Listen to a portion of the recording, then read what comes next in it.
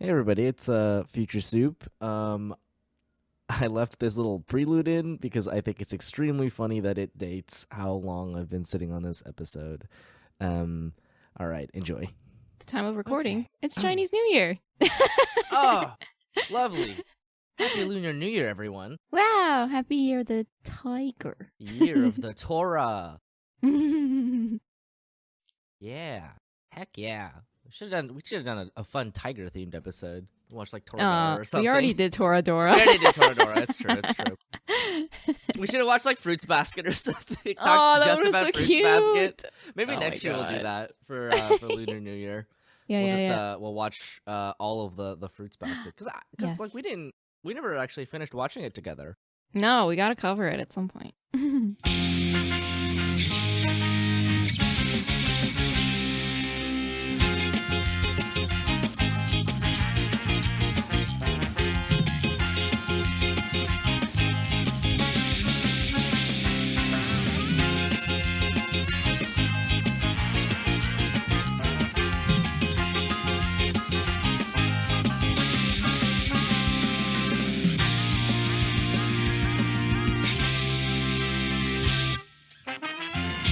Hello, everyone, and welcome to the Atcast, a podcast of the study of modern visual culture. I'm your reincarnated fantasy knockout, Soup.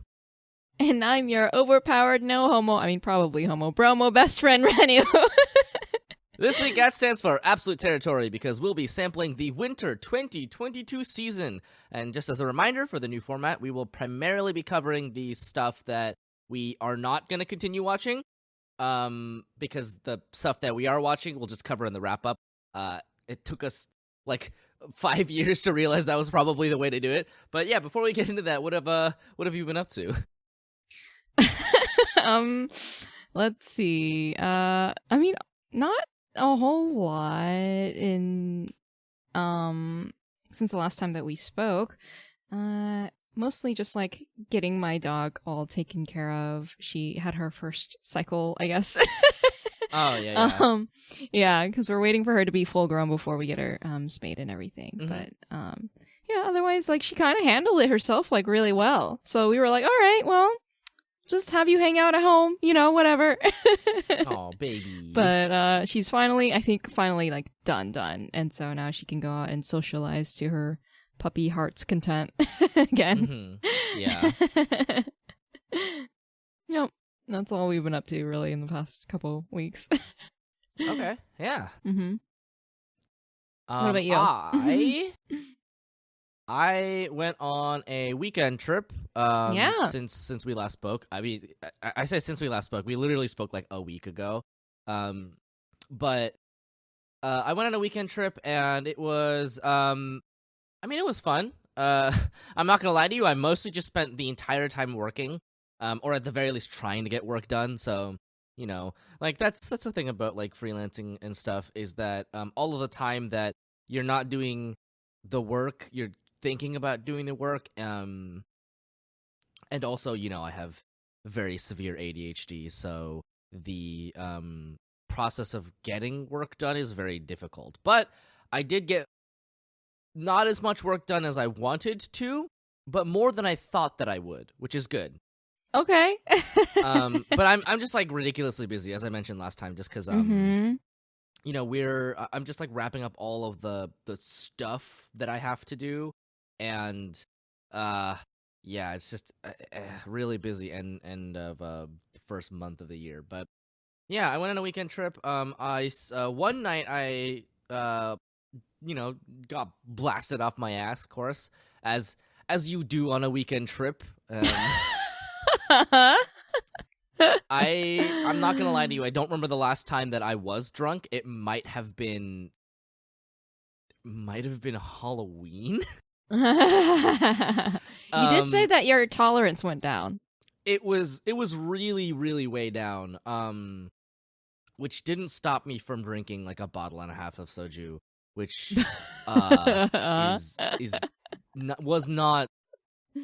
It wasn't great because like even if you especially I think once you hit like the kind of like midpoint of your 20s, it's like even if you wake up and you're not like dying, headache, hungover, you're still just kind of just tired all day.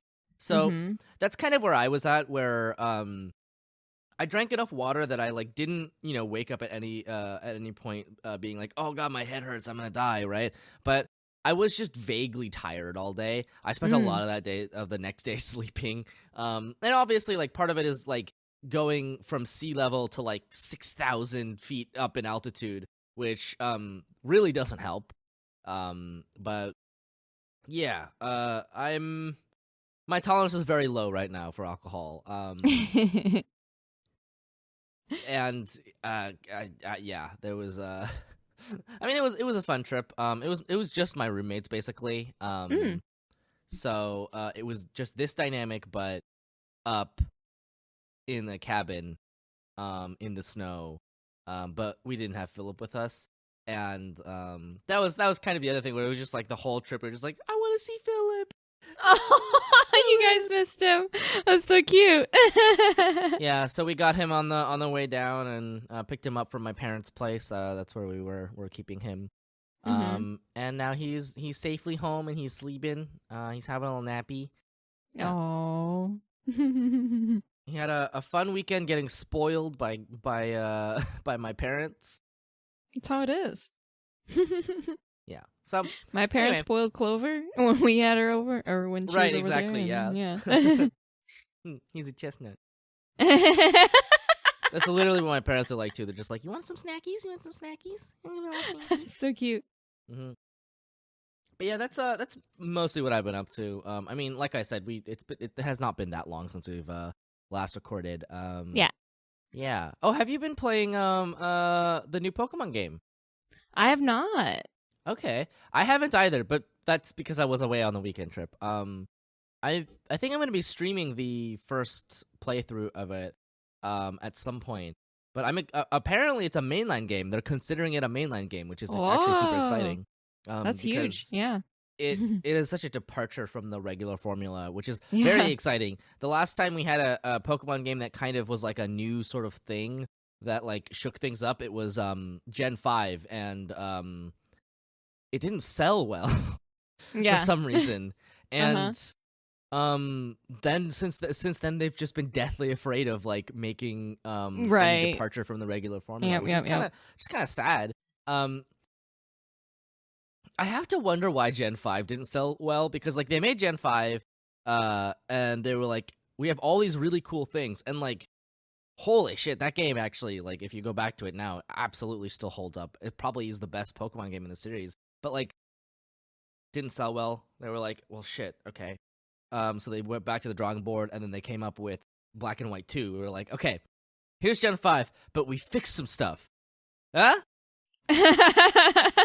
And it sold even worse, and I don't know what the problem was, other than maybe just like the prime demographic of Pokemon just kind of aging out of it might have been timing, yeah, because anyone who's played Gen 5 talks so favorably about it, you know? So yeah, exactly, right? It was like the last time when we had it was the last generation of the pixel sprites, and they moved, they animated them all. They all had these like cool, unique animations. Like honestly, it's kind of sad, because like obviously I get why they moved to the 3D stuff. It's a lot easier, a lot more manageable, especially because you now have the hardware to support it. But still, like I watched I was watching a playthrough of Pokemon Coliseum the other day, and it really got me thinking, because like that game, holy shit. We need a new Pokemon Coliseum game. I know.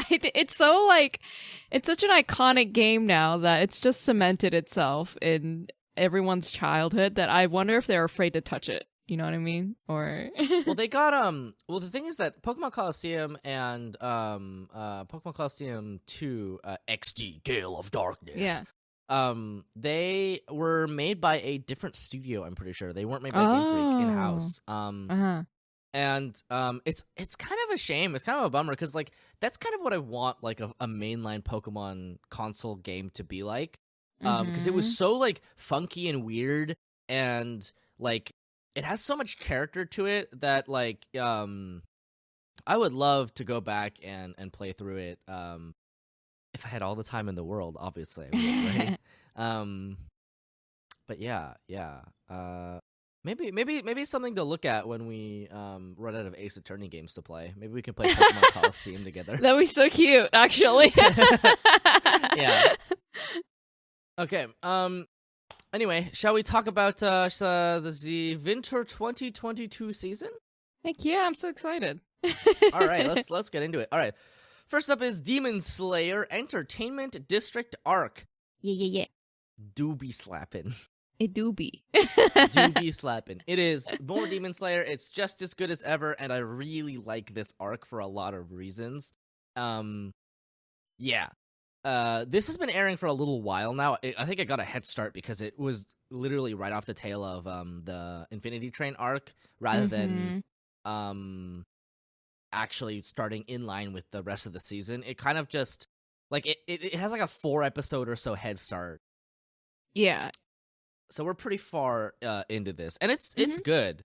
It is still really good. And it features some pretty fun fights, I would say.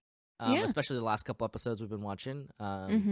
Fights are as visually appealing as always, and there is some delicious narrative meat that we're gonna touch upon later. Yeah, it feels like it's really building up to something, and I'm really excited about it.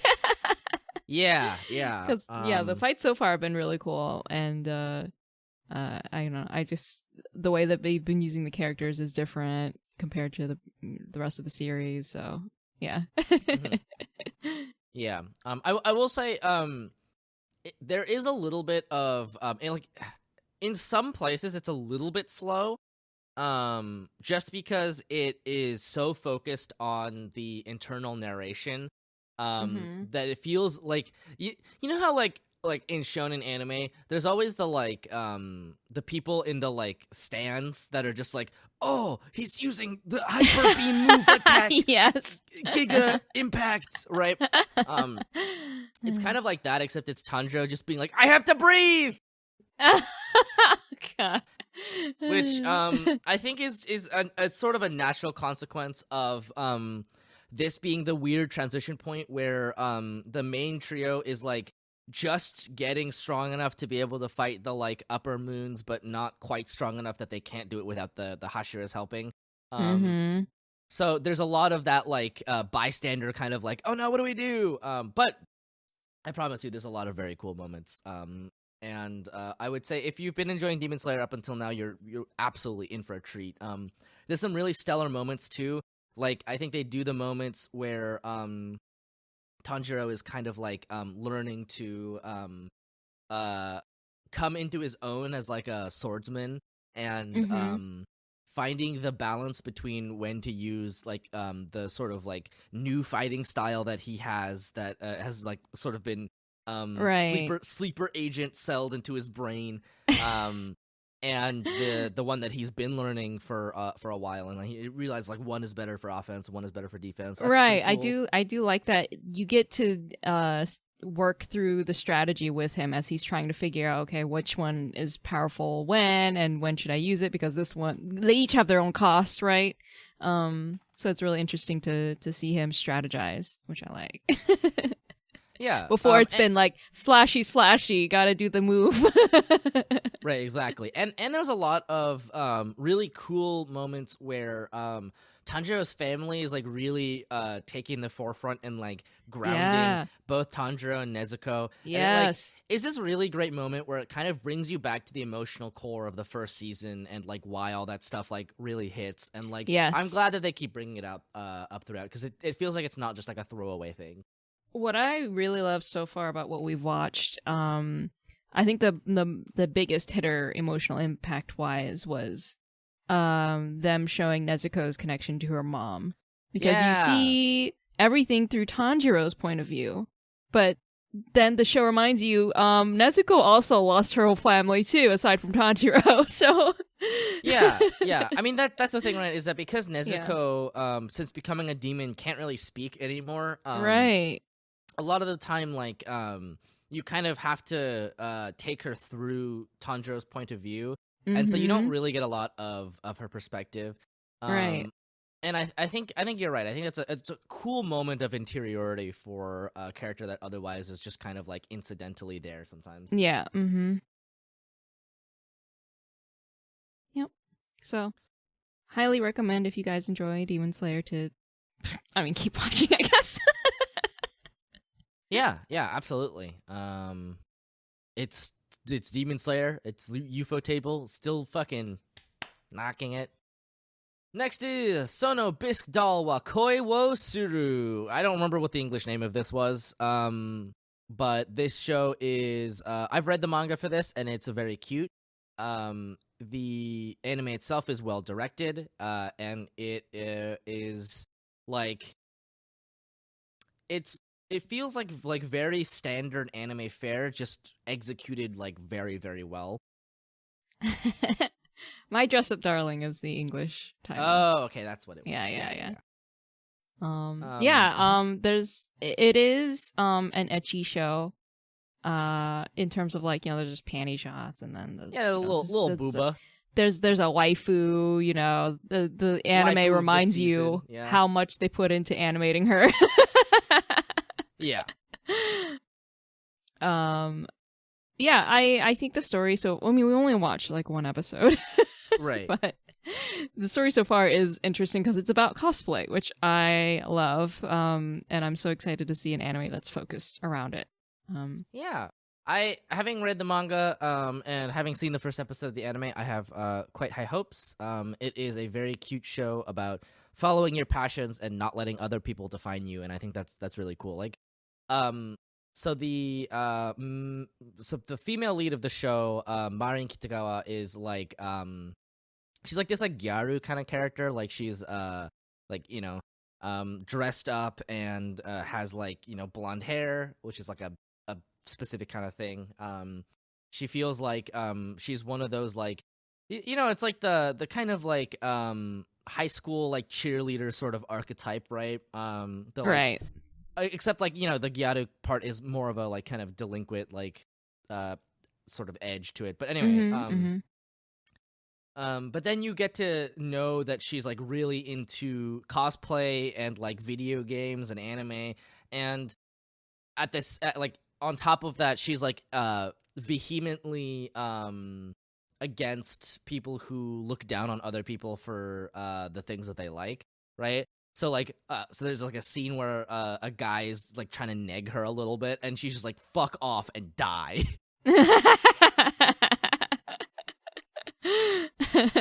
Yeah, she's I guess likable in that way of she will stand up very adamantly for her interests, but also the interests of the main character, who most definitely would come off as weird to basically everyone else for the fact that he's rather obsessed with traditional doll work. Yeah. And to be fair, he gets a little bit weird about it, right? Like he carries around like the head of a doll that his grandfather made, and is just like he talks to it.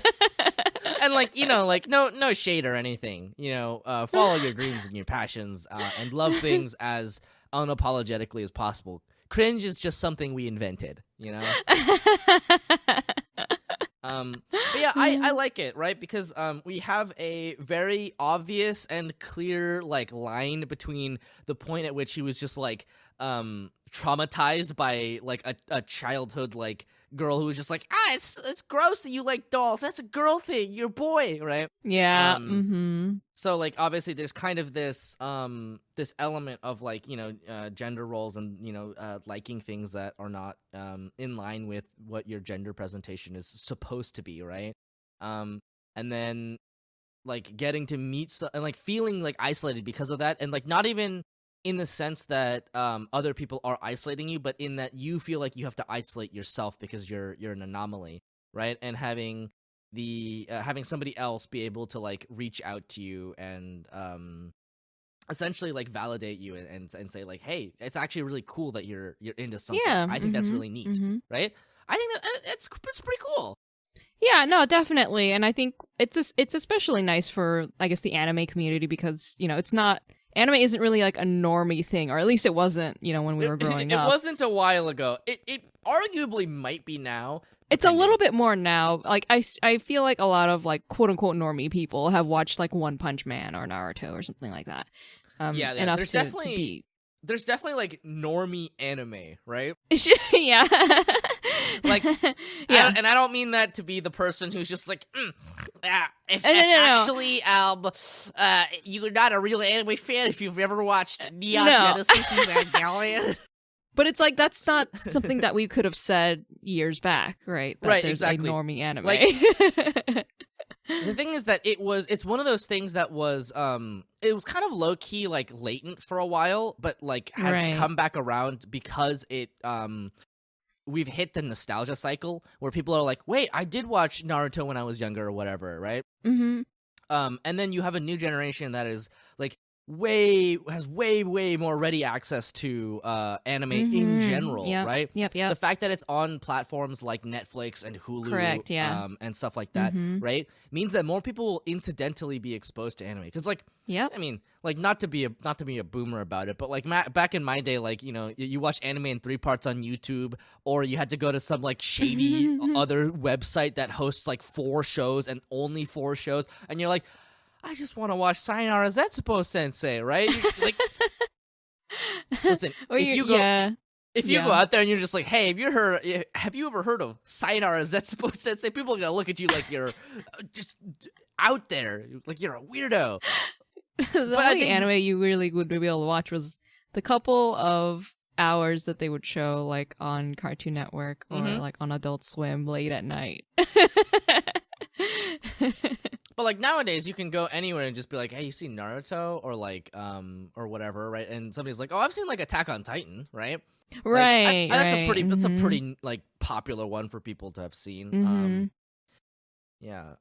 So, but yeah, you're totally right about that. It's really kind of come around. So far, the show, it seems like a nice watch. If any of that sounds like it might interest you, I definitely recommend checking out at least the first episode because it is really well animated. It's a well done anime so far. So, all right, next is Princess Connect Redive Season 2, which we will absolutely be continue watching. You heard how much we liked Season 1, and Season 2 is shaping up to be even better. I think it's directed by Takaomi Kanasaki, who is the same director who did both seasons of Konosuba. And that really shows in this season specifically. Like in season 1, you definitely got a little bit of it, but in season 2, they're really playing with the physicality of the animation in the same way that season 2 of Konosuba looks like. And I would say it works extremely well. I like that they're really leaning into the like comedy fantasy feel because you know it's inherently a little funny, but it has the exact same kind of humor that Konosuba does, except it's about not terrible people.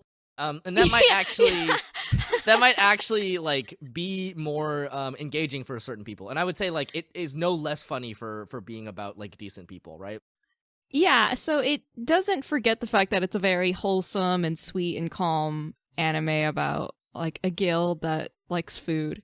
But it does have really entertaining moments, and I feel like, you know, if you've watched season 1, then entering season 2, you know that the characters have kind of solidified themselves, they've hit their stride, so storytelling wise, it's just like a nice little adventure because you know these characters now, and so now you just get to see what they're up to.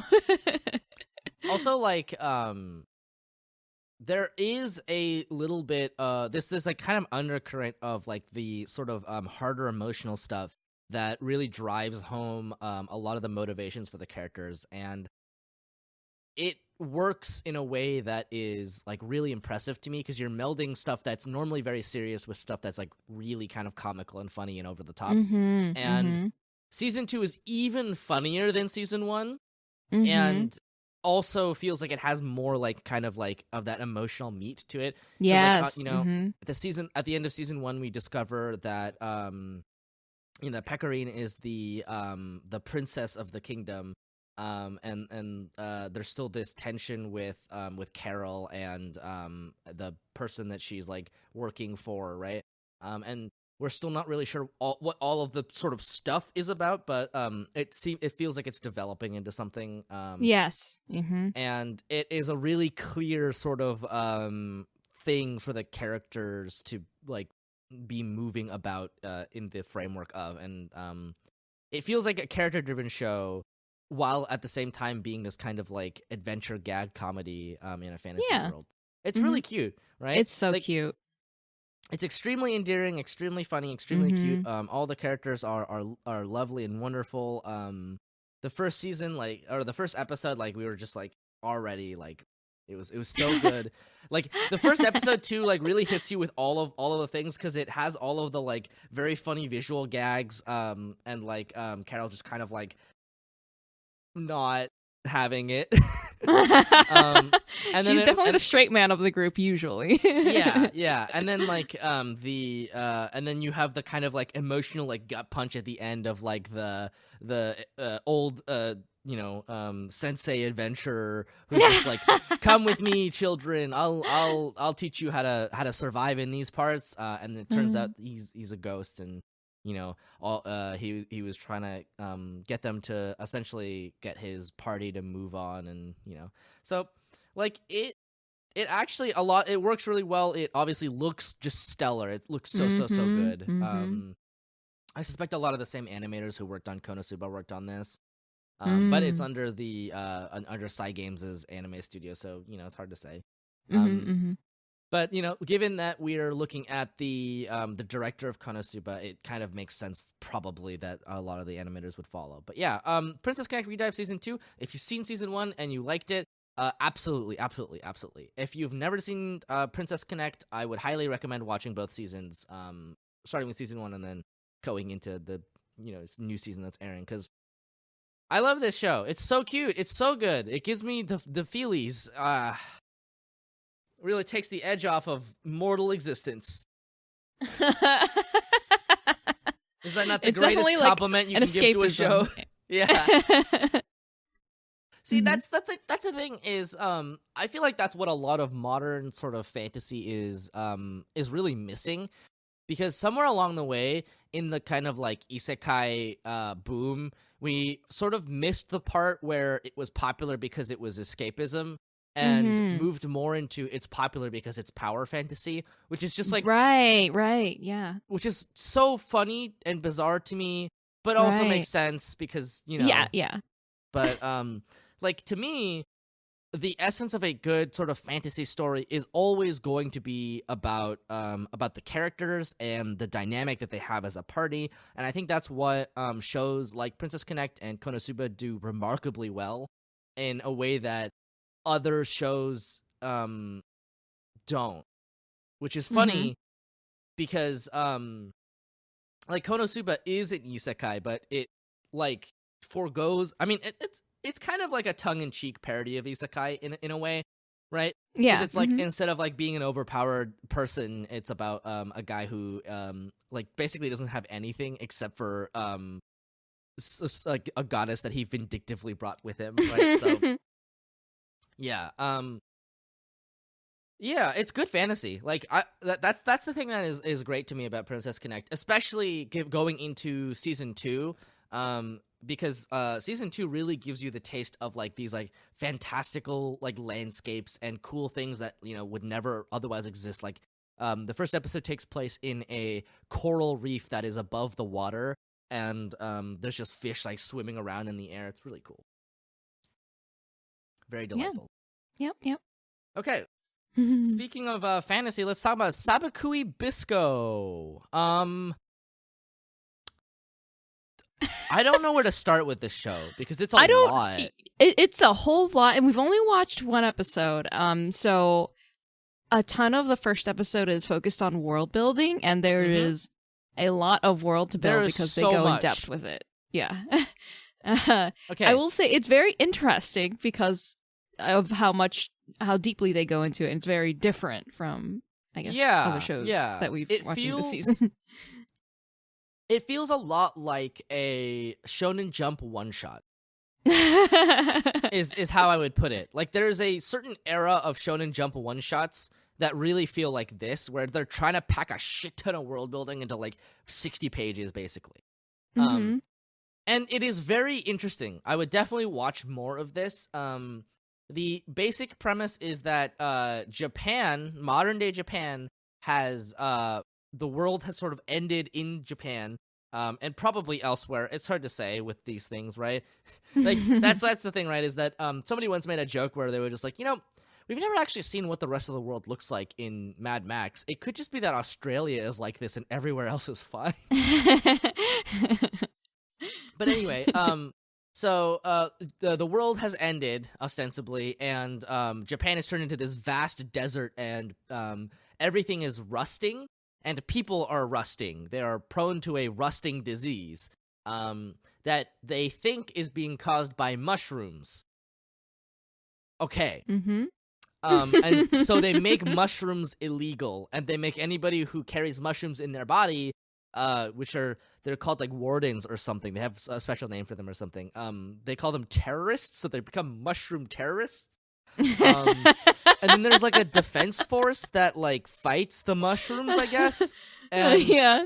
I don't know. Uh-huh. There's a giant crab. This show is super weird. But it presents an intriguing and interesting world to us. It has a lot of the character of a show like Cowboy Bebop in terms of like the kind of dystopic world that it presents to you, which is obviously very interesting. Like, you're getting to look at, a world that has fallen to ruin, and like yet there's still social structures in place, and people are still abiding by those rules. And there's obviously like the area that we see the main characters in, where like everyone's poor and shit, right? And then there's the presumably like a higher wealthy area for people to live in. Right. Yeah, go on. It feels like, despite how bizarre everything we just said is, that the storytelling is actually, it feels very grounded. And so even though it sounds like, wacky hijinks show, it's a very serious show, and it plays itself well. It doesn't take itself, at least so far, I don't think, too seriously. Right, there's a freaking giant crab. But and I think that's why it's interesting, and it feels like it could be really well done, depending on where they go with the story. I have no idea where they're going. Yeah, I mean, that's the thing, right? Is that it's so hard to say from just the first episode, because the first episode feels entirely like world building. Like, we have some establishing characters, like the sort of like character named Bisco, who is like a mushroom guy, and he's just like, no, the mushrooms are the key. And then there's like a very like sort of twink doctor, in the way that like Nagisa from Assassination Classroom is a twink, where they're just like, you're so pretty, you could be a girl, right? That kind of character. And he's a doctor, and he's got like a thing on his face, like a birthmark that makes him look like a panda. And he's trying to fix the rusting disease by researching mushrooms so that he can cure the rusting off of his sister, who's like the head of the defense corps or whatever, right? So obviously we have like the major players kind of set into place. We just don't really know what's gonna happen, and it feels like the second episode is probably gonna get more into like how those pieces move, and is gonna give us a better idea. I would say, if you're curious about this show, I would give it 2 episodes, not just 1, like 2 or 3, I would say. But it is interesting, and we're definitely gonna watch at least a couple more episodes to figure it out. Yeah. Okay. I'm interested in seeing more, just to get a read on the show. Okay. Let's talk about Koroshi Ai. Okay. I'm upset. Okay. On the front of storytelling that isn't quite as grounded, and definitely takes itself a lot more seriously, but also I don't know. It plays a weird balance, and I don't think it's very balanced in that respect, even though they try to. This show is so weird. It is. So, well, we'll tell you the premise first. All right, it's basically on the if you were to watch the trailer, you would think, oh, maybe it's like a Mr. and Mrs. Smith kind of deal where it's like two spies that are at each other's throats, but really they're gonna fall in love, right? Mm-hmm. But, and this is the reason why we watch the show, the female lead, her name, you will never guess in your entire life what her name is unless you've actually read the synopsis, is CHATEAU DANKWORTH. CHATEAU DANKWORTH! And the show actually, at the end of the first episode, starts to get into why she might call herself that. Like, she named herself.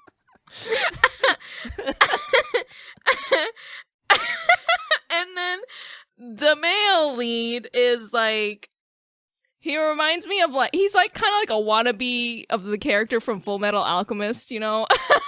Which one? There's so many. Are you talking about Kimberly? No, maybe like a Vling or... Oh, a Vling? Yeah, or like, right? Like Greeling. Yeah. Like a wannabe like discount bargain bin version, right? No, I completely no. So yeah, absolutely, 100%. He has the energy of any of those characters in anime who always keep their eyes closed, like the fucking silver-haired guy from Bleach or whatever. Yes, right? yes. Like, he has that kind of energy where you know, you can tell he's obviously like really strong and powerful. But like the only thing he wants to do in this show is like, you know, get together with this other assassin named CHATEAU DANKWORTH or whatever, right? But it's not portrayed well. It's not compelling whatsoever. So the problem is that the first problem is that neither of the characters have any character to them aside from like the very one-dimensional. It's funny because like the male lead, I don't even remember his name. It's like Songrya or something. Yeah, Son Young-ha. Yeah, or something. Yeah, right. So he is like one-dimensional, but CHATEAU DANKWORTH is like zero-dimensional because like she kind of looks like Saber from Fate. Yeah. And acts like if Saber from Fate had a baby with Violet Evergarden. And had the most like stoic child of all time. And I assume that the arc of the show is supposed to be that he through his romantic advances and stuff brings out more of the person in her, but it like just doesn't work well because they don't actually put any effort into making either of them or the things that they're doing endearing in any way whatsoever. So as a result, the male lead basically becomes a sex pest and the female lead becomes like like a tube, like a hollow tube, like a lamp. What? What do you mean? Like she's, I mean that in the fact that she's just such a nothing character. She's like a prop, right? Like, literally, like a tube. just become like a tube, like something that's like very thin and hollow something inside. Hollow. Doesn't take up much room. Like. So as a result, now you have like this like weird anime where you're watching like a guy who is like a sex pest trying to sleep with a lamp. And it's so bad. It is so grating to watch this show because it doesn't give you anything to work with. Like, here's the thing. If you sold the premise to me and just the premise, I'd be like, oh, that sounds great. Like two assassins, like getting into a relationship and like kind of like navigating that. Like maybe one of them will bring out the humanity, you know, all that kind of stuff, right? this is not how I would do it. It's not at all done well. It's just annoying. I was willing to give this show so much grace, and it just never did anything with any of it. I was so betrayed. You could tell exactly what they wanted, right? They wanted a charming male lead, and then, of course, the female lead, like you said, to slowly get in touch with her emotions and fall in love with him. Yeah. And they executed it so poorly. Okay, here's the thing: is there are ways to make this setting work in a way where it doesn't just make him seem like a sex pest, right? Like, the problem here is that you basically have a character who is meant to be a character that is like drawing out the emotions of the other party, and like, you know, actually like romantically longing, and like that's supposed to be the drama of just like, you know, like, I want to be with you, but you're not accepting anyone into your heart. You won't open your heart to anyone, right? That kind of stuff. And don't get me wrong, I kind of like that setup as like a shoujo sort of setup. Sure, yeah. It's just doesn't. I don't think that there's any chemistry between them, because no, there's not. They keep it a mystery kind of as to why he might be interested in her, right? But the problem with that is that then you wonder, okay, then why is he trying so hard? Does he have ulterior motives and all that? But then also, just their basic interaction is just him like smashing his face against a brick wall kind of thing. And it's not comedic enough to be actually funny and entertaining to watch. And you don't know why I mean, apparently he's like her target or something like that, so that might be why she's kind of interested in him. But only in a professional sense, right? So their entire interaction and relationship is just awkward and unenjoyable to watch. It's not even funny awkward. It's just, it plays itself too seriously awkward. You're completely right about it. It plays itself way too seriously for having no real characters or characterization or chemistry between the two leads. Like, it could at least be funny, and it isn't. Yeah, right, it could have at least been funny. Like, if you want, okay, here's my recommendation, is if you want a series that is about basically about a boy who is in love with a girl who is like very stoic, like one is like, you know, very proficient and good and whatever, and very and the other one is very stoic and doesn't really get emotions. Just read Shinobu Amano's manga Last Game. I love Last Game. Just to get an idea of how like even in the same like sort of like area, like the ballpark, right? Of how you might take a dynamic like this and make it work. And like there's so many examples of like series where this dynamic does work, and it just doesn't in this, right? It just feels like needlessly badgering and like stalky and like overstepping his boundaries constantly, right? Even one of the influences that you listed as, you know, Violet Evergarden has an example where she's very stoic and not in touch with her emotions, but then through her connections with not a romantic interest necessarily, but like the people around her, she starts to slowly get in touch with that, and that's the emotional core of the show, and it works. And then there's nothing. Yeah, it really just oof. Big oof, because like don't get me wrong, I love a show about a person who feels like they are a essentially, like, I love the trope of somebody who feels like they're nothing but a weapon, opening up to their emotions and like becoming a person again. Right, Great. right. Love it. This is not how you do it. This is so bad. You can't just have a guy like pestering and stalking and just like generally being annoying to someone and have that be like the like, okay. Like, that's it. That's the romantic interaction. Like, that must be romance. No, it's not. And, like, there's so much other weird stuff about this show. Like, there's a character who is, like, clearly a foreign character because they speak in that, like, really bad broken Japanese where it's clearly someone in, like, who is Japanese just, like, saying one word after another in a very stilted fashion. And for some reason, that character does not have a mouth.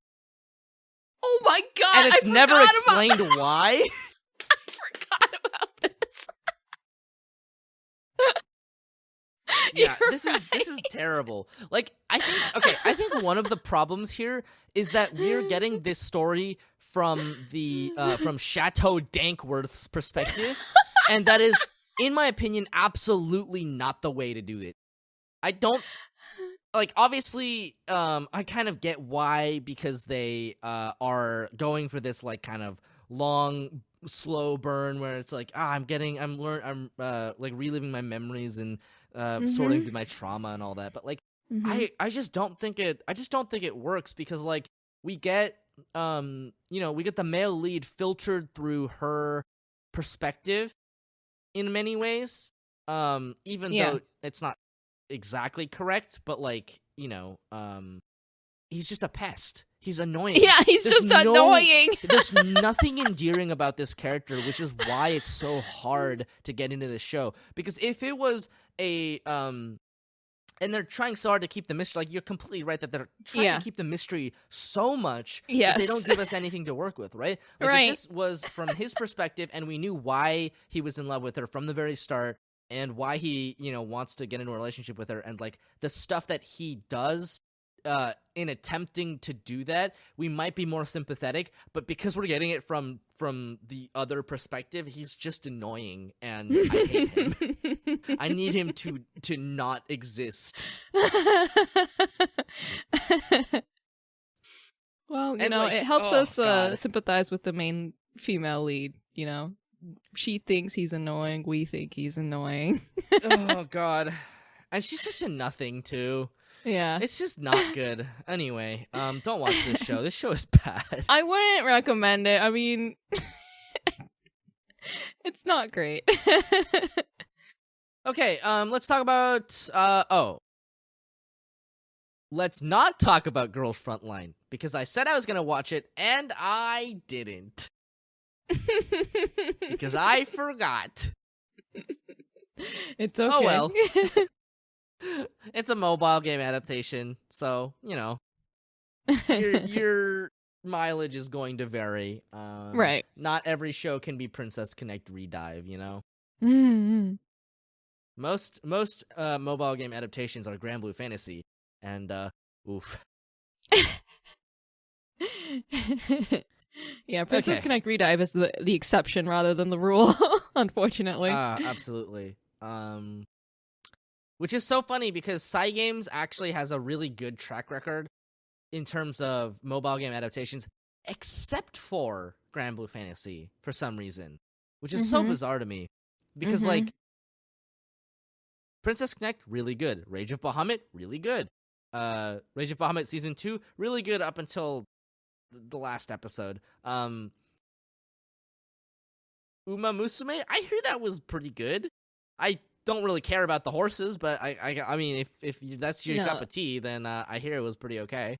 Yeah, the animation was infuriatingly good. That's all I remember from the first episode.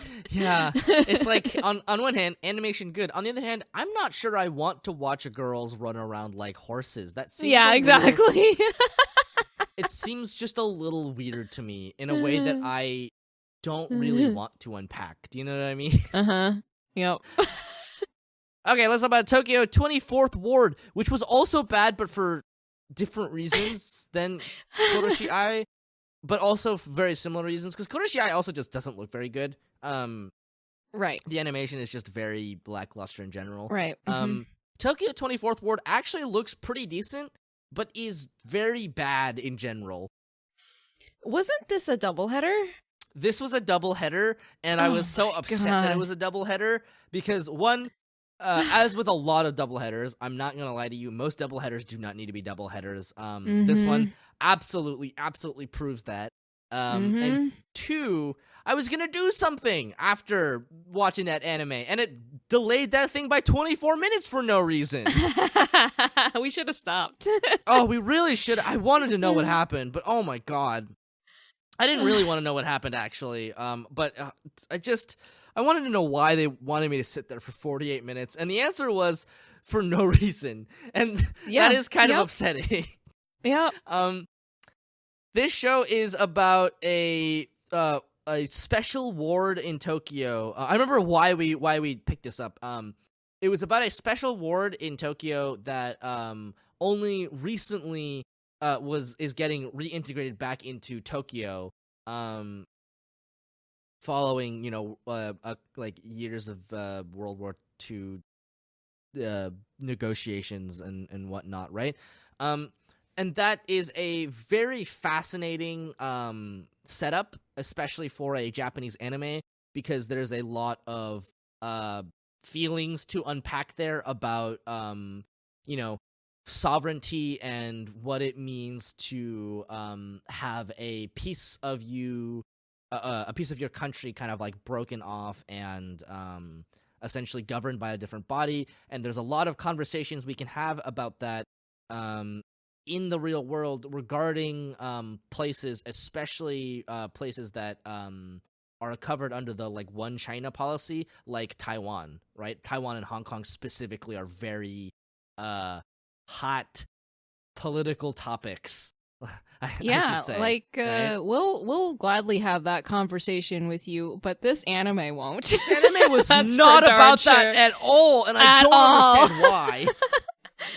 Like, okay, so here's the thing. This anime is about superheroes, sort of. The main character wants to be a superhero, and I guess is sort of on the way there because he can just scale buildings. Like, with no prompting, he just scales a building, and you're like, wait, what the fuck just happened? Mm-hmm. But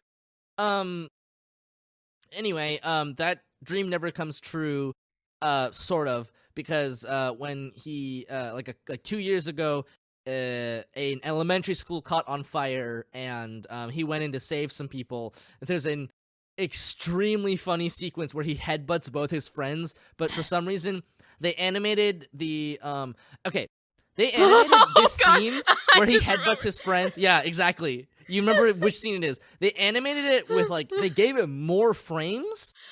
Like, they animated it on more frames, but for some reason they didn't like actually play it back properly, or maybe they just like decided not to or whatever. But as a result, what happens is he just headbutts his both of his friends extremely fast and extremely smoothly, but like improperly, right?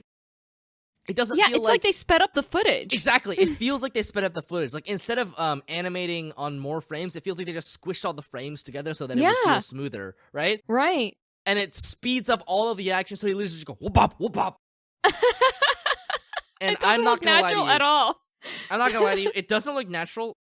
It's extreme. It looks like it's sped up footage. It's not, by the way. That's just how the episode plays. It was by far the highlight of the watching experience. Was so funny. It was so and funny. It's at We the watched very it like beginning. 4 times.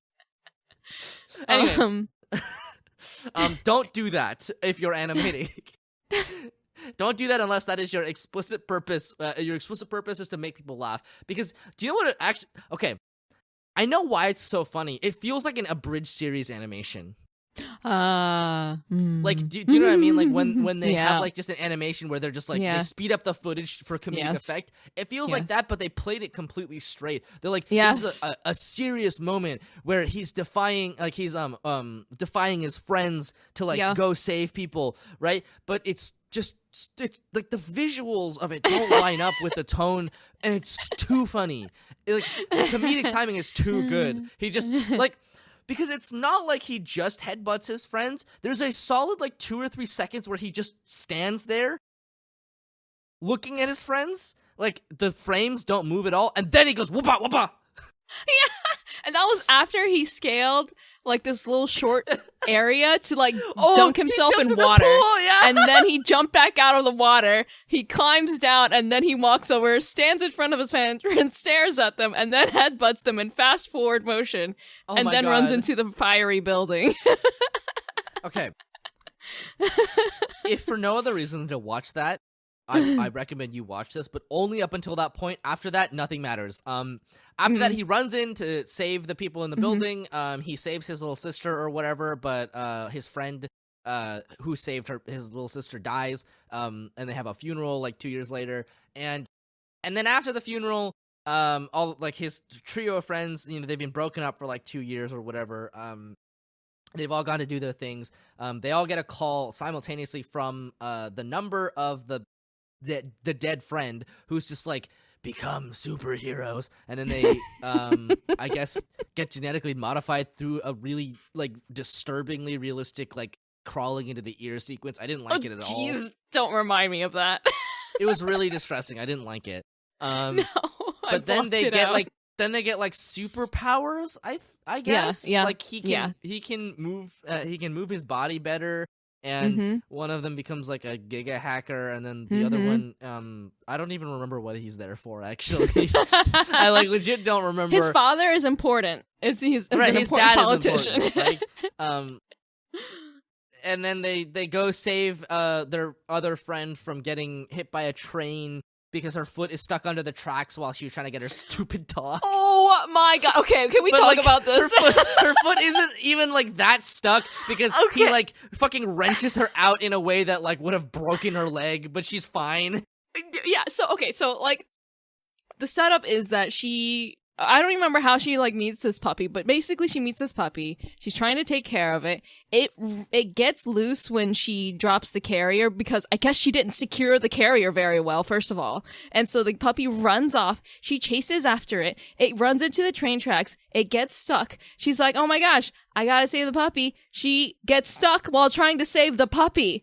And you don't know how because you don't even see the animation for her foot getting stuck, but it gets stuck on the track somehow, right? And so then she's stuck there while this train is starting to race toward her, and she's like, oh my gosh, puppy, you gotta save yourself. And then the puppy is like, no, I'm gonna stay with you, but it's barking at her.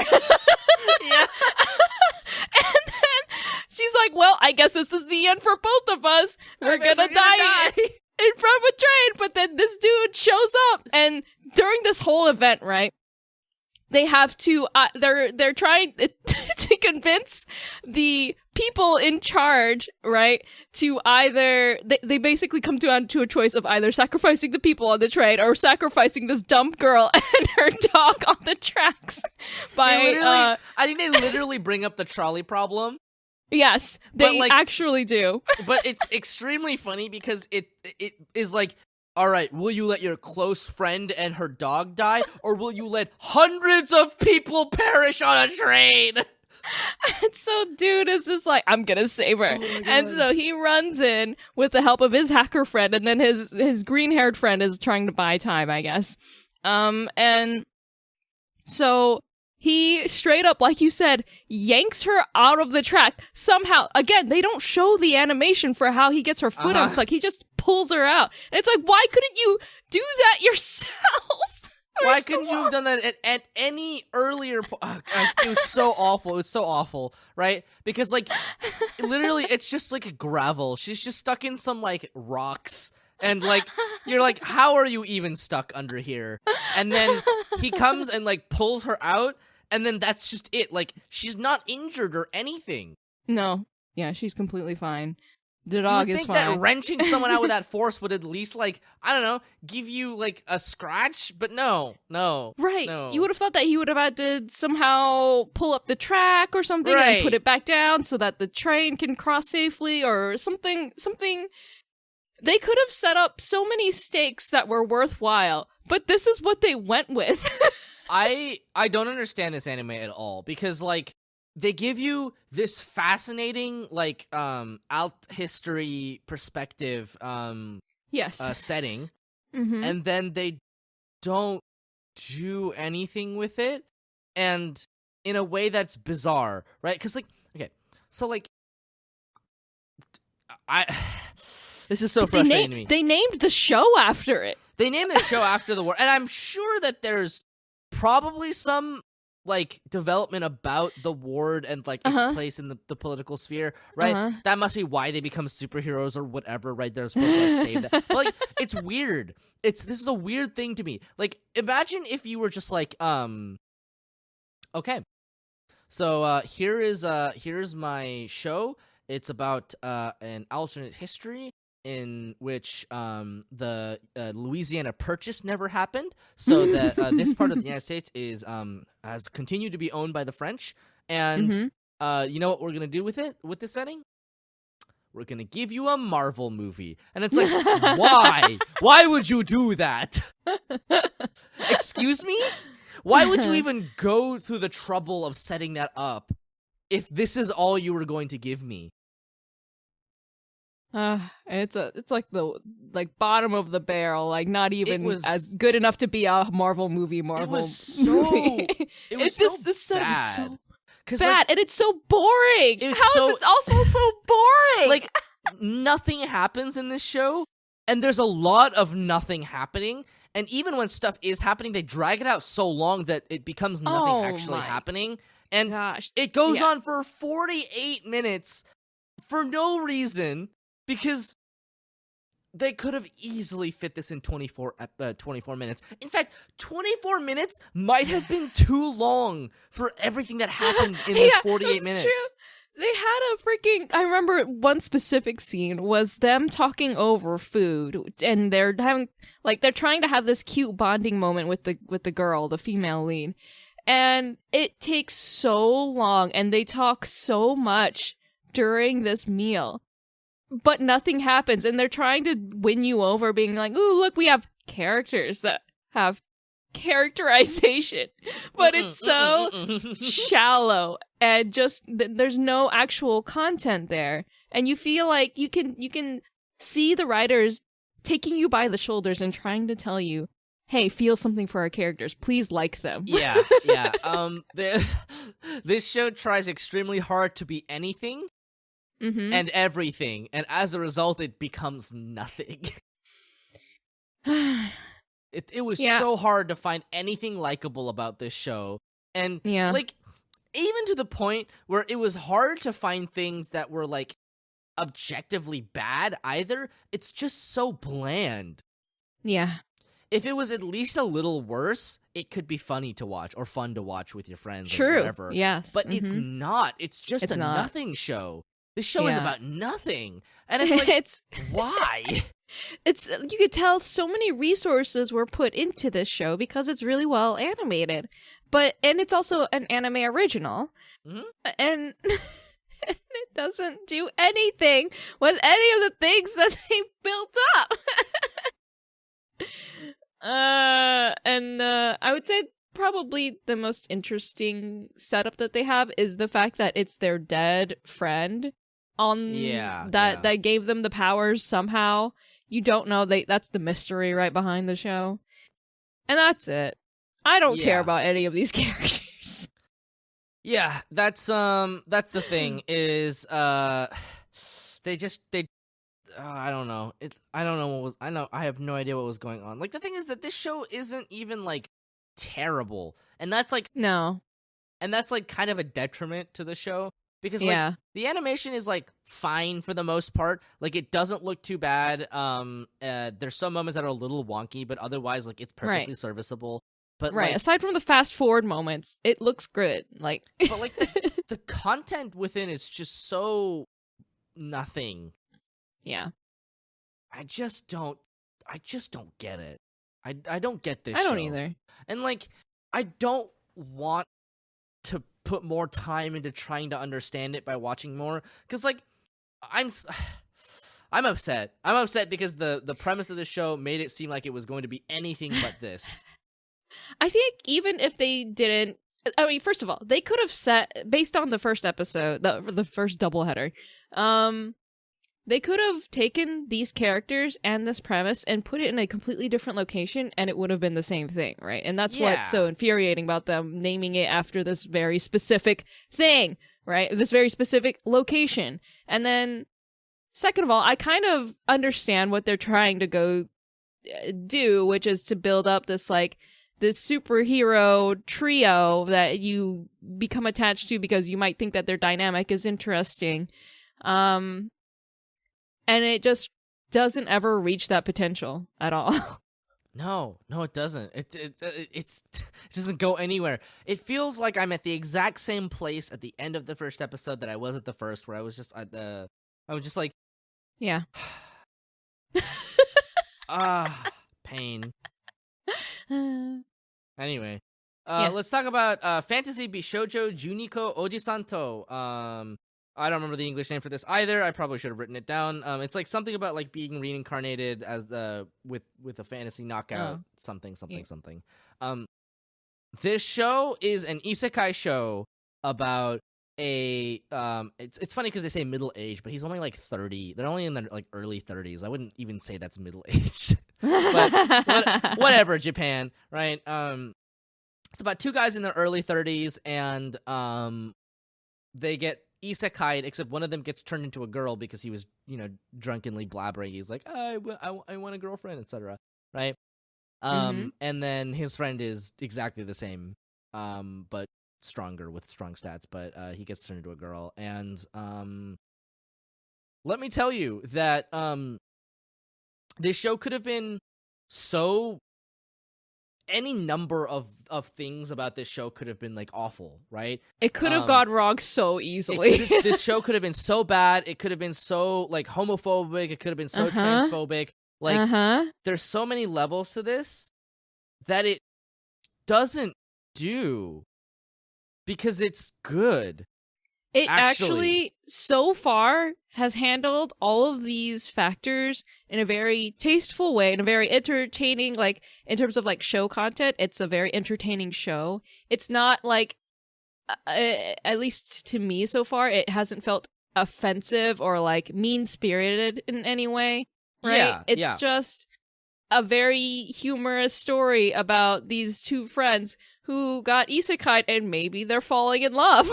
So this is the thing, right? Is that like it could have so easily been a very like offensive, like punch down kind of show about like oh gross, no homo, bro. Yeah. But because of the way that the actual framework of the show frames their relationship and continues to frame their relationship, it actually completely avoids all of those things because like it starts out and they're just like, this is about two old dudes that fall in love. And you're like, and okay, they're childhood best friends, okay? And you learn they're childhood best friends, and you're like, yes, okay, right? And they've had like connections and moments before all of this happened, right? Correct. They've had bonding moments, and one of the characters has traditionally never been interested in women, even though he's the quote-unquote chick magnet, right? Yep. He's never he's never been interested in women. He's never been in a relationship. The only thing he wants to do is just be with his best bro, smiley face. Yes. Like, I am not, my hopes were not, like, amazingly high for this show, but it just, like, really impressed me with how actually like decently funny it was and how not mean-spirited it was and how like it actually plays it in a way where it's just like it's not even like just like kind of queer baiting in that kind of way where it's like oh, will they, won't they? The narration is literally just like, yeah, bro, they're in love, right? And like and the thing is that, like, obviously their initial reactions to it are just like, oh, shock, like, oh no, right? Yeah. And they're like, oh, I can't fall in love with my best friend, or can I? like when they actually kind of think about it, right? Like, the main character is conflicted about his new body, and there's a lot to unpack there that I'm not going to touch on now, because I think it would make really good, a really good conversation for the wrap up. But Japan, suffice to say, for now, Japan and like body, sex transformation is a very specific category of media in Japan, right?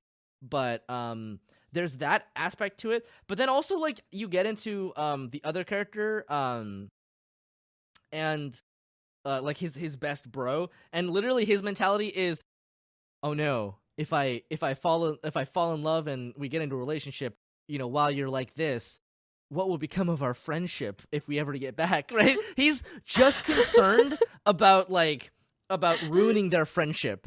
Yes. Right? Because he's extremely homosexual. Right? And like it's like one of those things where it's like they don't, like, obviously the characters don't know that yet, and it has taken this framing to realize that they have that kind of relationship and they have those kinds of feelings. Right, and there's also the whole question on their minds, the conflict being that are these feelings developing because of the setup right now where one of them is a girl and one of them is a guy, or is there something else there, right? Yeah, that would have existed without this. Right, exactly. But to sort of give you a little bit of insight into the way that the show is framing these things, the opening is literally just a montage of them like looking back at their childhood selves playing together. So like, come on, like there are like heterosexual romance anime that play it like less overtly than that. So yeah, I mean, obviously, like, there is a lot of fraught territory to cross with this setup, but it seems to be doing it decently well, and I'm, like, really surprised about that. If we get to the end of this show and they're not just, like, kissing, I'm gonna riot. I want some kind of establishment of a relationship of like I want their relationship to advance in some way. Yeah, exactly. I don't need them to like be in a relationship by the end of the season. Yes, but I want there to be progress made in that relationship at the very least. Right. Right. Yeah. So, that's as much as we'll talk about it right now. It is actually surprisingly good and funny and kind of charming in a way that I didn't think it would be.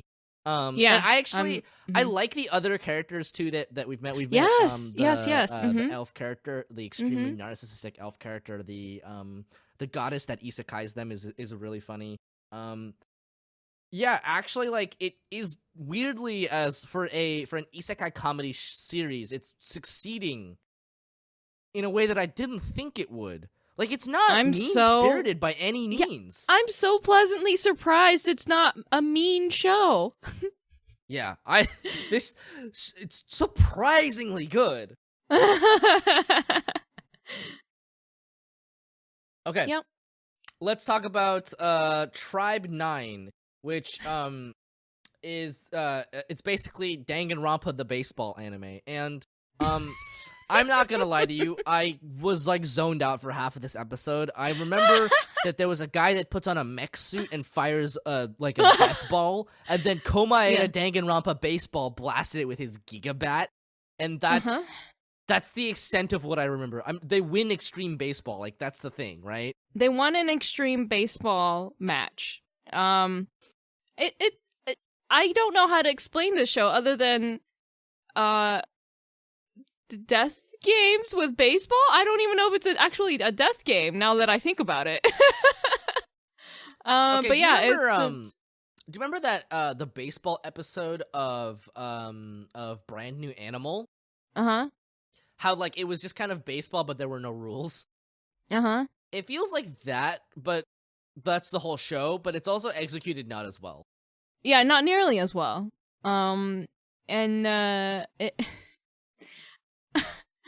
So Akira Ishida is the voice actor for the main guy. Of course. And there is one character in there who kind of has like a little bit of character development in the first episode. Basically, they come around to the idea of playing extreme baseball, and that's the whole first episode. Yeah, that's pretty much it. Like it's. You know, there's like a framing character, like a perspective character, but it's mostly just about Komaeda Danganronpa baseball. Yeah, there's a lot of supernatural abilities. Sort of. It's all like technology, right? Is it just technology? I think it's just technology. Like, cause the guy puts on like a mech suit that like fires a like death ray ball, and then the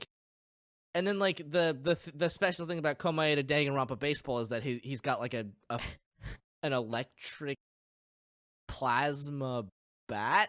I don't know how to explain this. It legit is so bonkers. Okay, so you know how bonkers Danganronpa is? Like, it feels like that level of just like out there applied to a show about extreme street baseball. but is also just like not as well developed in any of the other respects. Like the characters feel a lot flimsier, and the story feels like just kind of like whatever, at least in the first episode. But if you want to watch like people play baseball ? Right, an emphasis on the question mark. I guess you could. I mean, the visual style is extremely Danganronpa.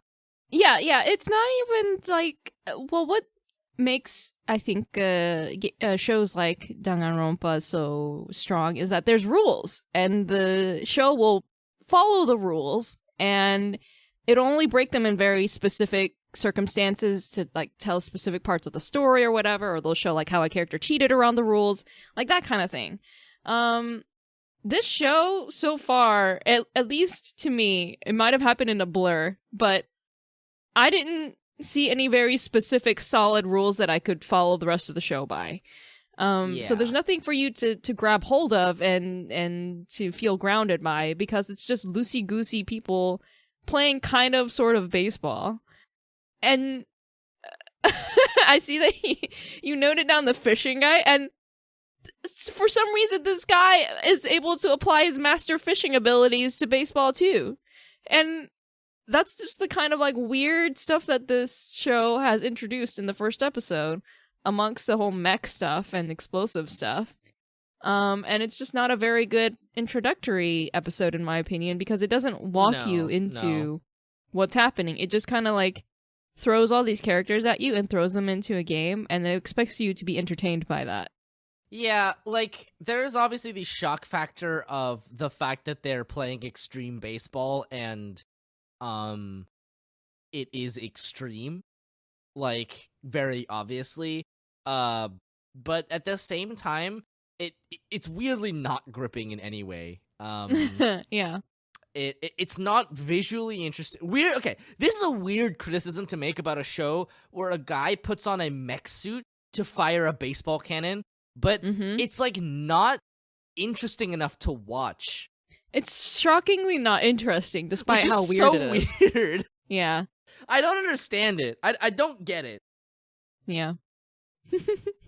I simply do not understand. But if that explanation, if you can call it that, intrigues you even a little bit, I would give it an episode. Maybe you'll get into it. I don't think it's my lack of liking sports anime that is making me not interested in this. I think this is literally just sliding off of my brain completely. Yeah, no, it's definitely it's just that, yes. Which is funny because there's like a couple of things about it that like could hook you, and they just don't. I mean, even sports anime follows the rules of the sports that they're playing, but what is this? I mean, yeah, even Kuroko no Basuke follows the rules of basketball, sort of. Like, they might be firing basketball lasers with their fadeaway jumpers and all that, but like, still playing basketball, sort of. They're still playing basketball. I don't know. I think it was also just like kind of a mess in terms of how it was directed. It felt really hard to follow. Oh, a huge mess. Yeah. Like, it just wasn't interesting enough. And you know what, actually? I remember exactly why I don't remember any of this episode. It's because rather than watch the anime, I was in another tab shopping for like N95s. Legit, I was just like, this is not interesting enough. I need to do something else. My brain needs to be occupied. So, anyway, there are 3 things on this list that I did not watch that you did. So why don't you tell me a little bit about them? All right, well, we'll blast through at least this first one. Futsal Boys, I watched it because it's a sports anime, and it's just a sports anime. It's such a nothing anime. It's just, I wouldn't want to say it's a nothing show, but it is completely not interesting to me because it's just that. It's just a sports anime, but with none of the, to me, like, anything that would differentiate it from the rest of the genre, and anything that makes it, like, that tells the type of story that it's telling in, like, in a nuanced or interesting way. It's just this dude who wants to play futsal, and I was kind of interested because I was like, I want to learn about this sport, but none of the characters are interesting. It's just, That's so funny. Do you know what? It's so mediocre. It's painfully mediocre. My one of my roommates from college was really into futsal. Right. It was like the one sport he played. Yeah, and so I was like, I really want to learn about it. Ugh, it's not worth watching the show to learn about it. I think I would much rather actually just watch matches versus this show. Mhm. I don't know. But to contrast this, is the next thing that I want to bring up, which is, I think it's pronounced Ryman's Club in English. Mhm. I don't know why they called it this, because there's a much better title that I'll bring up later. But basically, the pitch is 3 words. Salarymen play badminton. Okay. I am so down for it. It's so great so far. I've only watched the first episode because that's all that's been released so far. So I'm very like cautiously optimistic about this show, but I might watch like 2 more episodes before I recommend it for our anime night, but so far, if it continues on the trajectory that it's on, I would highly recommend it for anime night. It is animated by Lead-In Films, who also did the women's badminton anime that we watched, a while back. But the emotional context behind this anime feels much better than that one, where that one was just like a lot of unresolved mama drama. This one, you can tell that there's unresolved high school drama that this guy has just carried into his professional badminton life. Oh, I see. It's basically like if Kageyama went on to play, but a badminton version of Kageyama went on to play professional badminton, right? But he had trauma from high school, from potentially, they kind of infer that he caused his doubles partner to be injured. Okay. And he carries that into his professional career to where he can only play singles, he won't play doubles, right? It's that very typical type of setup. Right. But it's encased in the fact that they're all salarymen, and so there's this new team that he has to join, right? He gets kicked off of his professional team, he has to join this other team that is not as good. Right. But they're a lot, friendlier, they're nicer folk, teammates or whatever. And he is being coached by none other than Kazuma Kiryu. Oh the same my voice God. actor, Takaya Kuroda, and the guy has like a pompadour and sunglasses. Oh my God.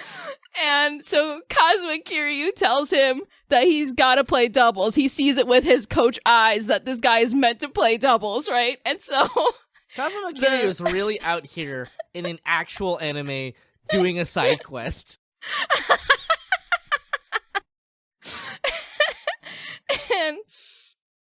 And his doubles partner is a 32-year-old salaryman, and I love it.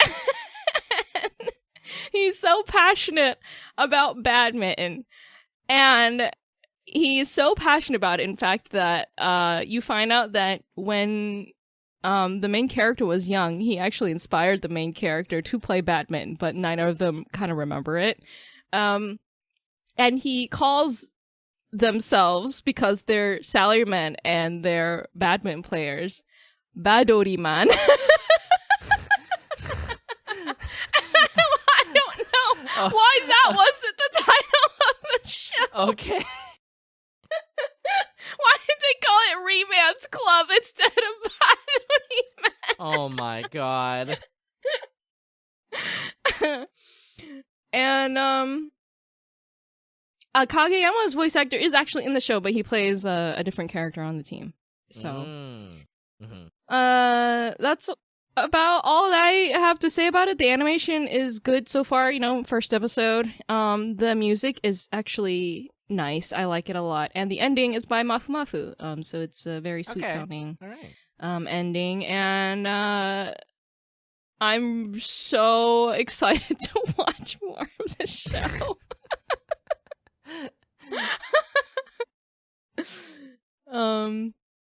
Yeah, that's all I have to say about that so far. Do you know what? Fair enough. Yeah. I might watch it, maybe. Yeah. You know what?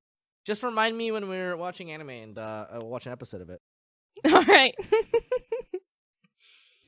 And finally, the last thing to that I have to talk about is Saiyuki Reload Zeroin, also by Leiden Films. And I cannot believe in the year of our Lord 2022 we're getting more Saiyuki anime. I feel like every now and again I just like see this. Yeah. And I'm just like, what's going on here? And it's like, oh. So I used to collect the Saiyuki manga in high school and college. Oh my god. It's like a decade ago. Yeah, that's so that's the fact quite a that lot, we're huh? getting it now. That's why I'm like, what? Yeah, it's another entry into the Saiyuki anime universe, except they're covering a very specific arc from Saiyuki Reload called Even a Worm, and I would say that this anime, I watched 4 episodes so far. They do a pretty good job of mimicking Kazuya Minakura's line art style. She has like a very unique type of like bold shonen line art style. Mm-hmm. It's so funny watching this now because back when I watched the original anime, it was back during like heavy censorship of anime. And so this show has a lot of bloodshed because there's a lot of demons being killed because it's Journey to the West, right? So instead of all of that bloodshed, what they would show in the censored version is they would have the demons kind of artificially shatter into CG triangular pieces. Oh, okay. And so now that I'm watching it uncensored, it's just God. bloodshed everywhere. I see. It's like, now I understand why they censored it. Uh-huh. I'm not saying that they should have, but I do understand why. Yeah, so I would so the arc basically mainly focuses on this exorcist guy who meets the Journey to the West crew. And this guy is like a Western priest who is able to presumably bring people back to life, but he does it via taking the souls of the demons that he kills, and he has like a vendetta to like eradicate all demons. It's inferred it's because like his master, his teacher was killed by demons and such. The problem being that 3 of the 4 members of the Journey to the West crew are comprised of demons, and so that obviously puts them in conflict. So, that's the setup, I guess, for this arc, and we'll see where it goes. I'm gonna watch all of it because I love Saiyuki. All right, fair enough. It's just a very easy, like, turn your brain off kind of show and just watch dudes go on a very, very long demon-killing road trip. That's it. That's the whole show. Uh-huh. Yep. All right, then. Yeah. Okay. I suppose that's it for the sampler then. Wow. We got through with I was like, wow, we made some pretty good looks up. 1 hour 30 minutes. Okay, never mind then. I think we made decent time. We made decent time for how much stuff we were reviewing. Although, yeah. Admittedly, looking at the list for the stuff we're actually going to continue watching, like, it's actually quite condensed. Luckily, thankfully. Yeah. Thank God. It feels like we've been trying to catch up to anime like seasonally for like months. Maybe the entirety of last year, it feels like. But it feels like it's actually doable now. Anyway, so yeah, I guess that's the end of it for us this week. Who are you? Where can we find you on the internet? I'm Swan, also known as Renu. You can find me on Instagram at swan.drawn. You can find me on Twitter, Twitch, Tumblr, Facebook, what else? At Swandrawn. I am currently working on artwork, and also I've started streaming the Steam port of Onimusha. It's called Onimusha Warlords. I've played all of the Onimusha series. I absolutely love it. And somebody brought it up recently, and I was like, cool, I'm just gonna play that next because I Oh my god, really miss that series now that you brought it up. And it's a pretty nice, like, segue from Resident Evil 1 remake, because they have, like, it's Capcom, but also it's, like, a very similar, like, treatment of atmosphere, if that makes sense, even though they're very different settings. And so, if you haven't checked out the Onimusha series, I highly recommend it if you like samurai action type of game. It's about a samurai who is granted an ogre's gauntlet that helps him suck up demon souls. And so if you all the enemies that you kill, you get to suck up their little demon soul orbies, and it's very well balanced mechanically. It's very fun. It's just a good time.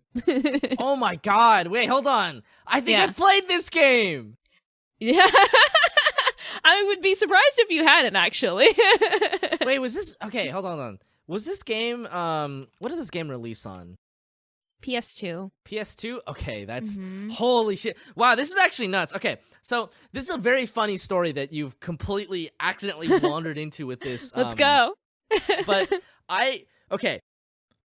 I did not remember what the name of this game was, but I remember that it was one of the games that came with the PS2 that I inherited from my uncle when he gave me his PS2. The games that I believe I received were now I'm realizing that it's Onimusha, right? And then the other one I think was the Yu Yu Hakusho fighting game. Okay. But I remember very specifically that for a long time I was trying to remember what this game was called. And I couldn't remember it because I believe that the control scheme of the game was really weird. Where I think at least when I played it or whatever I was playing it, it was like instead of getting just to move freely, it's like left and right would move your camera left and right, and then you had to hit the other stick or something to like move forward. It was something weird like that, and that just like stuck out very clearly to me. But the other thing I remember about that game was the little Orbeez. So in this game, there's tank controls, and there's fixed camera movement. Yeah. But yeah, there's lots of Orbeez. Wow, that's amazing. I've been trying to remember what this game was called forever. That's so funny. Yeah, there's 4 of them in the mainline series. Holy shit. Yeah. They're all very fun. I highly recommend all of them. That's incredible. Yeah, no, this game fucking slaps. At least it's really good, yeah. So yeah, that sounds like fun. Anything else? Yeah. So I'm streaming that, and it's a great time. If you wanna hang out, by all means, come by on my Twitch channel. Wow. Yeah. Wow. Nice. What about you? You can find me all the places at Literal Soup. I am going to be streaming, or maybe by the time this episode is out, I have been streaming Pokemon Legends of Arceus, which is going to be interesting because we're definitely going to talk about imperialism, colonialism, all that kind of stuff. Especially because the outfits of the main characters are inspired by Ainu clothes patterns. And there's a lot to sort of unpack there. And also it's an isekai. I don't know if you knew this. I didn't know. I don't know anything about this game other than open world. So you basically get isekai'd with your smartphone. It's literally like isekai with my smartphone, except you're going into the Pokemon past. It's so fucking wild. Whoa! God isekais you. Literally, you get isekai'd by God. Wow. That's anyway. I'm gonna have some thoughts, but All right. look forward to that. I'll try to find as much time as possible because it's a new Pokemon game. I'm just gonna fucking crack into it, and they're considering it a mainline game, which is super exciting because it's like super different. I hope. I predict it's going to sell well.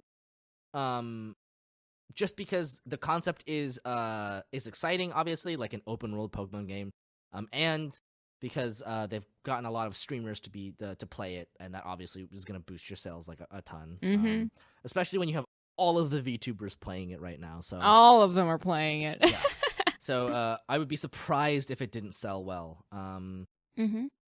And I hope it does well, right? Because I hope if it does well, it shows a market incentive to make games that fall more outside the mold, which is which would be much appreciated for the Pokemon series. Because like since the sort of like Gen 3 GameCube era, there have been less and less of these like really weird spin-off games, and mainline games have gotten much more formulaic, and it's just, you know, people are always saying, oh yeah, Pokemon is the same game, you know, it's like, but it's not really. Like, at least until Gen 5, there was a lot of stuff happening. Even, like, into Gen 6, like Mega Evolution and stuff was, like, a really cool mechanic. It's just weird that they didn't stick with it, and they just decided, you know what, Gen 7, we're gonna put Z moves in the game. And it's like, okay. And they're like, all right, Gen 8, we're gonna put Dynamaxing in. And it's just like... Great. Why? Why didn't you just expand the mechanic you had that everybody liked and thought was cool? It has to be new. Yeah, Soupy. It has to be a new mechanic. Yeah, anyway, obviously it's a video game series for children. The opinion of us adults is somewhat secondary, but still, you know, it's like cool to see them do new things. Yeah.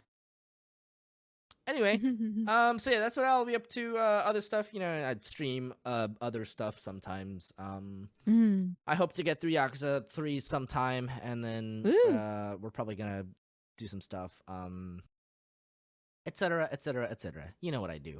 All right, that's it for me. And the let's see, our opening is by Scotch Network, and our ending is by Takamakata, and the patrons we are thanking this episode are Evan Williams, Bagpipe Mirror Test, Claire, Frostfall, Sean Dow, Cherubel, Dylan Boats, and I'm Devin Kenny. Thank you so much for the support. We really do appreciate it. Thank you. Thank you. Thank you. All right. And I believe that is it for us. We will see you next time. See you next time.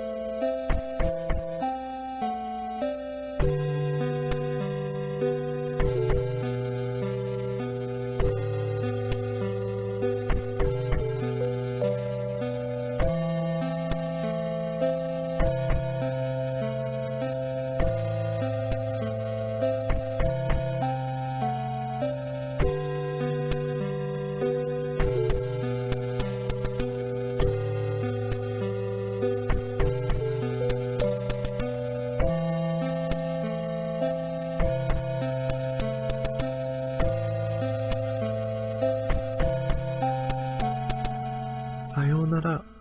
また明日ね。